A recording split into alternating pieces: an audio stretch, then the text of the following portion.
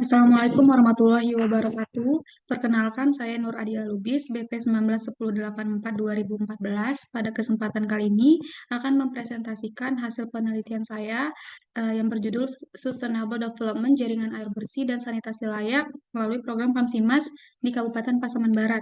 Sebelumnya, terima kasih kepada Bapak Ibu dosen penguji yang telah menonton presentasi kali ini, yaitu Bapak Muhammad Ihsan Qabullah, SIP MPA, kemudian Ibu Dr. Ria Aryani MSI, kemudian Bapak Dr. Roni Eka Putra SIP MPA.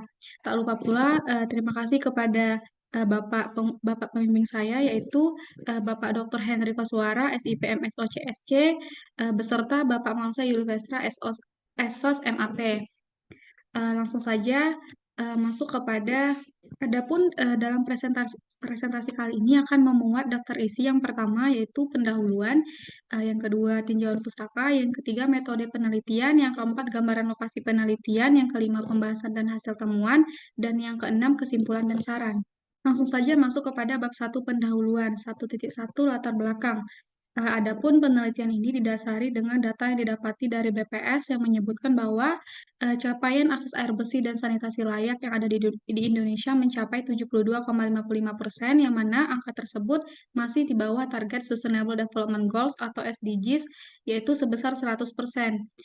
Untuk menyikapi permasalahan tersebut, pemerintah nasional memberikan perhatian yang serius dengan menetapkan target 100% akses air minum bagi seluruh masyarakat dengan memperhatikan aspek aksesibilitas air minum yang dituangkan ke dalam RPJMN tahun 2015 sampai 2019. Kemudian hal ini juga dituangkan ke dalam Undang-Undang Nomor 17 Tahun 2019 tentang sumber daya air yang mana mengatakan bahwa dalam pemenuhan dan persebaran jaringan air bersih merupakan tanggung jawab pemerintah pusat dan daerah.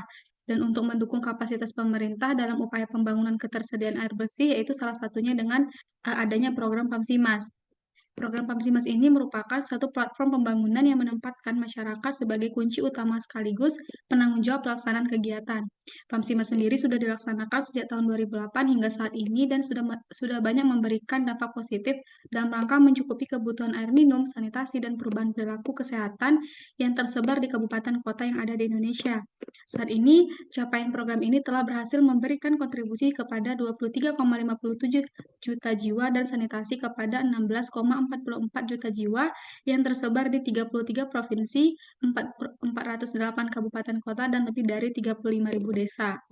Salah satu pemerintah provinsi yang menerapkan program Pamsimas ini yaitu Provinsi Sumatera Barat, yang mana melalui tabel 1.2 dalam draft skripsi dapat dilihat bahwa persebaran Pamsimas di Provinsi Sumatera Barat yang memegang persebaran terbesar yaitu Kabupaten Pasaman Barat, yang mana hal ini juga dipayungi oleh Peraturan Bupati Nomor 21 Tahun 2017 tentang tata kelola penyediaan air minum dan sanitasi yang layak di Kabupaten Pasaman Barat. Kemudian dapat diketahui bahwa sistem air minum yang dikelola langsung oleh pemerintah daerah Pasaman Barat yaitu terdiri dari PDAM, bantuan pemerintah pusat melalui program SEAP, PNGM, dan Pamsima sendiri. Kemudian hingga tahun 2016, presentasi pelayanan air minum Kabupaten Pasaman Barat masih 73,75% melalui jaringan perpipaan maupun bukan jaringan perpipaan, yang mana masih ada sekitar 26,25% atau setara dengan 1.014 juta jiwa penduduk yang belum mendapatkan pelayanan air minum secara layak. Dalam pelaksanaannya, Pamsimas berorientasi pada pembangunan berkelanjutan yang menyeimbangkan antara pembangunan kehidupan saat ini tanpa membahayakan keadaan lingkungan serta bermanfaat untuk kehidupan generasi yang akan datang. Kemudian bersamaan dengan eksistensi Pamsimas tersebut, sangat disayangkan masih terdapat beberapa wilayah penerima yang gagal dalam mengelola Pamsimas sendiri dan ditunjukkan dengan tidak berjalannya program tersebut di daerah penerima Pamsimas. Adapun yang menjadi fenomena empiris dalam penelitian ini yaitu didapati dalam penelitian yang dilakukan oleh peneliti menemukan bahwa adanya kebiasaan hidup masyarakat yang memanfaatkan sungai sebagai sarana pemenuhan aktivitas sehari-hari, kemudian masih adanya keluhan yang dirasakan per kecamatan terhadap SPAM baik dari aspek pendanaan, lingkungan, permasalahan sosial, tata hukum, juga keterlibatan berbagai pihak. Kemudian berdasarkan presentasi kinerja pemenuhan SPM air minum, jumlah rumah tangga yang terlayani masih jauh dari bilangan jumlah rumah tangga total yang ada di Kabupaten Pasaman Barat periode 2018 sampai 2022. Kemudian melalui data keberfungsian sarana Pamsimas di Kabupaten Pasaman Barat tahun 2008 sampai 2020 didapati beberapa wilayah penerima Pamsimas yang sudah tidak berfungsi dan berfungsi sebagian. Berikut adalah tabel keberfungsian sarana Pamsimas di Kabupaten Pasaman Barat periode 2008 sampai 2020. Melalui tabel tersebut didapati Kecamatan Ranah Batahan sebagai kecamatan tertinggi untuk Pamsimas yang tidak aktif. Sebaliknya, Kecamatan Talamau memiliki angka tertinggi dalam keberfungsian Pamsimas yang masih berjalan.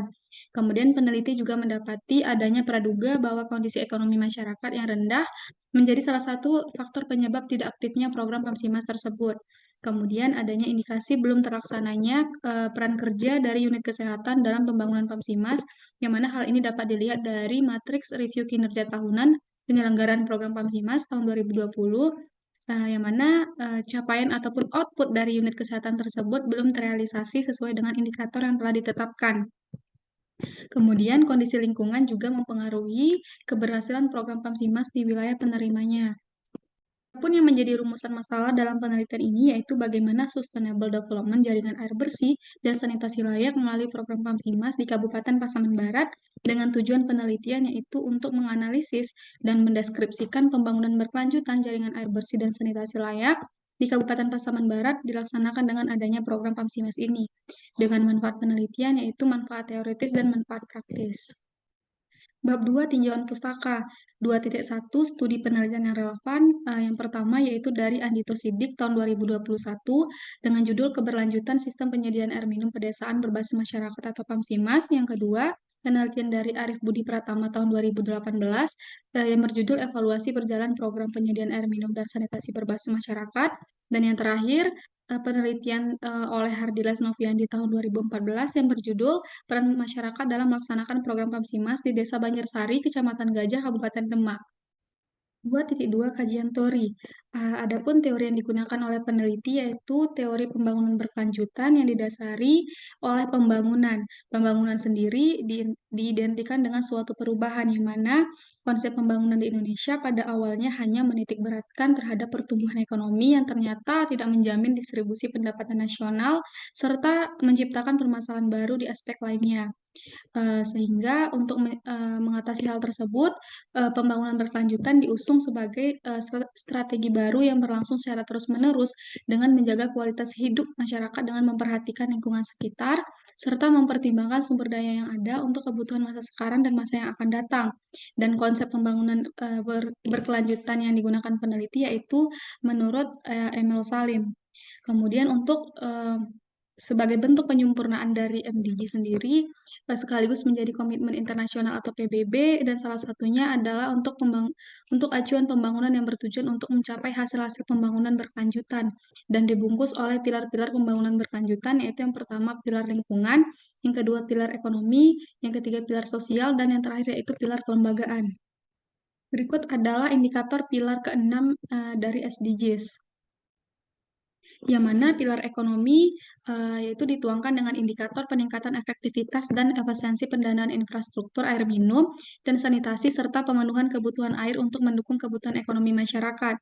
Yang kedua yaitu pilar lingkungan, yaitu pemeliharaan dan pemulihan sumber air dan ekosistemnya, serta peningkatan ketangguhan pemerintah dalam mengurangi resiko daya rusak lingkungan. Yang ketiga yaitu pilar sosial, yaitu menjamin ketahanan air melalui peningkatan pengetahuan, perubahan sikap dan perilaku masyarakat dalam pemanfaatan air minum dan sanitasi, serta pemenuhan kebutuhan dan jaminan kualitas air untuk kehidupan sehari-hari bagi masyarakat. Dan yang terakhir yaitu pilar kelembagaan dituangkan dalam indikator peningkatan kapasitas kelembagaan dalam meningkatkan ketersediaan dan kemudahan akses terhadap air bersih. 2.3 Kerangka berpikir teoritis, yang mana dilandasi oleh pembukaan Undang-Undang 1945, kemudian juga dipayungi oleh Perbup nomor 21 tahun 2017, dan yang mana air minum sendiri itu masih menjadi isu strategis dengan beragam permasalahannya dan mengharuskan pemerintah daerah Kabupaten Pasaman Barat untuk mencanangkan program-program unggulan dalam rangka mendukung pembangunan berkelanjutan khususnya di subsektor air minum dan juga untuk sekaligus mengatasi permasalahan-permasalahan yang ada. Kemudian peneliti juga dalam hal itu tertarik untuk mengangkat judul Sustainable Development Jaringan Air Bersih dan Sanitasi Layak melalui program Kamsimas di Kabupaten Pasaman Barat dengan menggunakan teori pembangunan berkelanjutan atau SDGs yang mencakup pilar-pilar lingkungan, ekonomi, sosial, dan kelembagaan. 2.4 definisi konsep. Adapun yang pertama, pembangunan berkelanjutan. Pembangunan berkelanjutan merupakan suatu kegiatan yang dilakukan secara sistematis dan terencana dalam rangka meningkatkan kesejahteraan, kualitas hidup, dan lingkungan tanpa mengurangi akses dan kesempatan untuk generasi yang akan datang dalam memanfaatkannya. Kemudian melihat pentingnya pembangunan berkelanjutan, Majelis Umum PBB merumuskan MDGs periode 2000 sampai 2015 yang kemudian disempurnakan dalam komitmen SDGs periode 2015 sampai 2030 mendatang.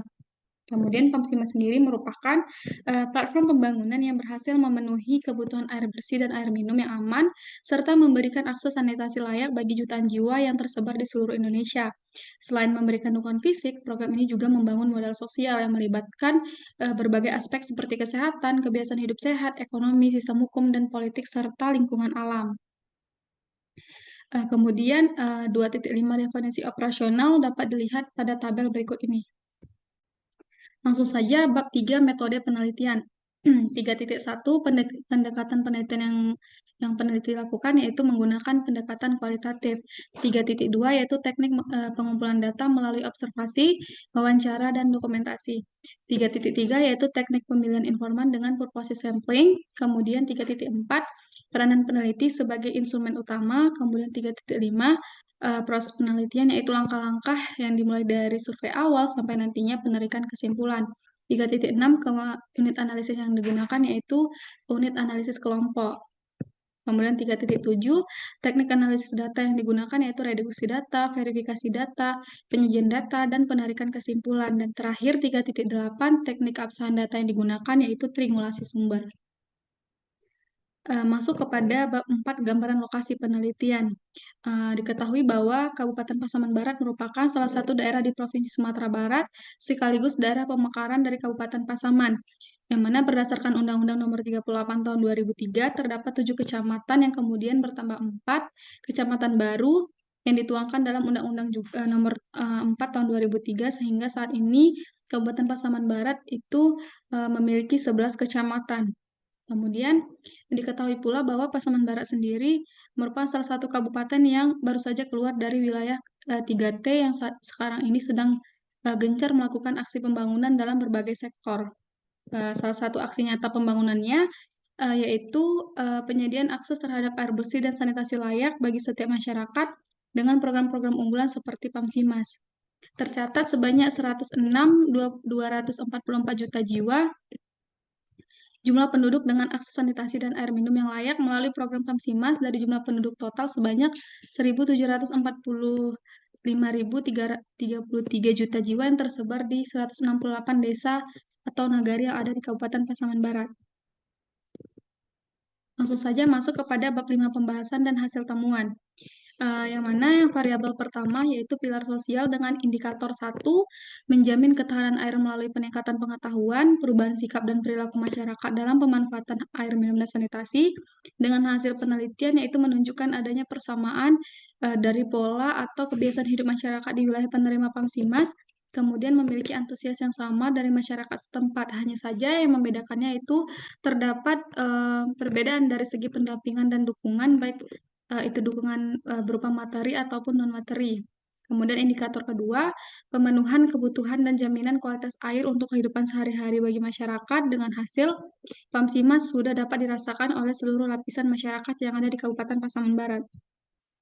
Kemudian variabel kedua, pilar ekonomi, yaitu dengan indikator 1, peningkatan efektivitas dan efisiensi pendanaan infrastruktur air minum dan sanitasi dengan hasil adanya keberlanjutan ekonomi dalam program ini yang direalisasikan dan dialokasikan mengikuti regulasi yang telah ditetapkan dalam Juknis Pengelolaan Keuangan Pamsimas dan nominal yang dikeluarkan untuk satu wilayah itu cenderung berbeda-beda sesuai dengan infrastruktur apa yang akan dibangun. Kemudian indikator kedua, pemenuhan kebutuhan air untuk mendukung kebutuhan ekonomi masyarakat dengan hasil adanya peningkatan taraf hidup masyarakat dengan program Pamsimas ini yang ditunjukkan dengan peluang usaha yang diciptakan masyarakat itu sendiri dengan memanfaatkan air bersih sebagai sarananya.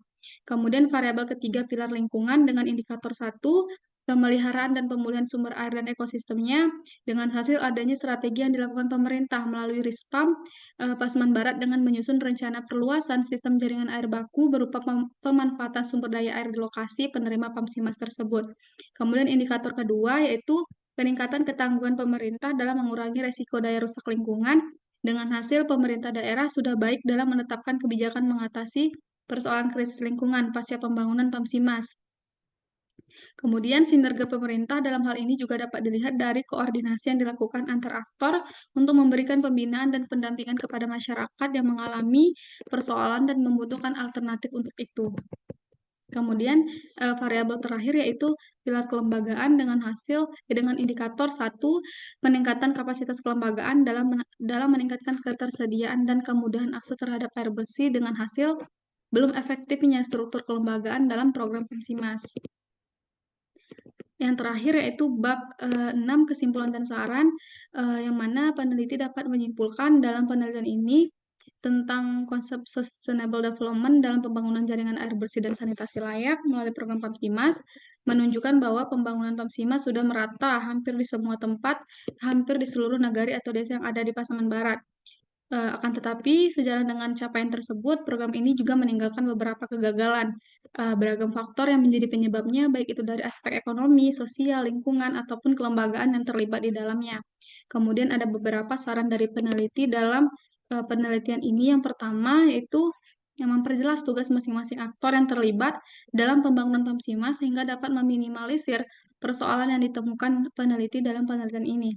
Yang kedua, menambah kuantitas SDM untuk tim fasilitator PAMSIMAS atau TFM. Kemudian memperjelas dan mempertimbangkan terkait sistem honor untuk KPSPAM sebagai pengelola SPAM. Kemudian yang keempat, memperbanyak sosialisasi kepada masyarakat. Yang kelima, mengadakan pelatihan dan pendampingan berkala kepada KPSPAM pasca pembangunan.